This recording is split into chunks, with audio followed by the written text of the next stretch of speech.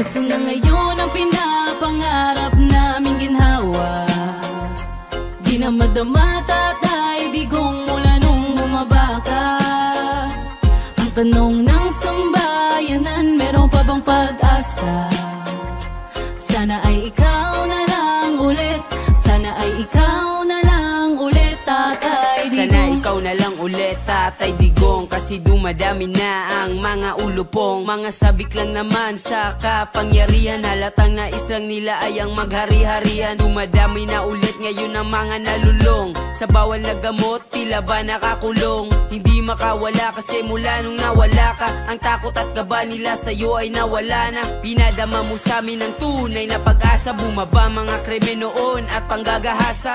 Mga kriminal takot sa'yo't nababahala, kasi pag sinabi mo ginagawa mo walang drama. Dama namin sa'yo ang tunay na malasakit, siraan ka man nila mas lalo pa kaming kakapit. Binigay namin tiwala sa'yo tay ay abot langit, ikaw ang tumugon sa aming mga panalangin. Nasaan na ngayon ang pinapangarap naming ginhawa? Di na madama, Tatay Digong, mula nung bumaba ka. Ang tanong ng sambayanan, meron pa bang pag-asa?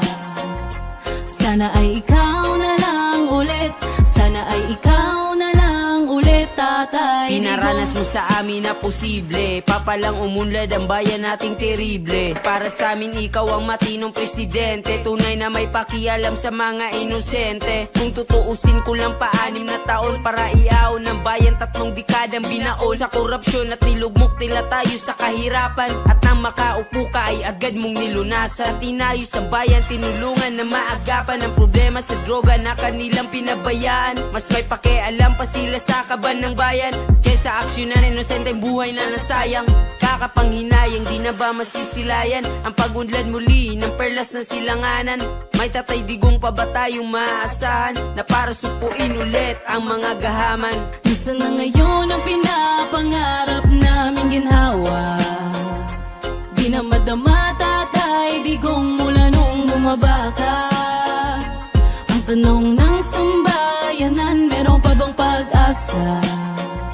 Sana ay ikaw na lang ulit, sana ay ikaw na lang ulit, Tatay Digong.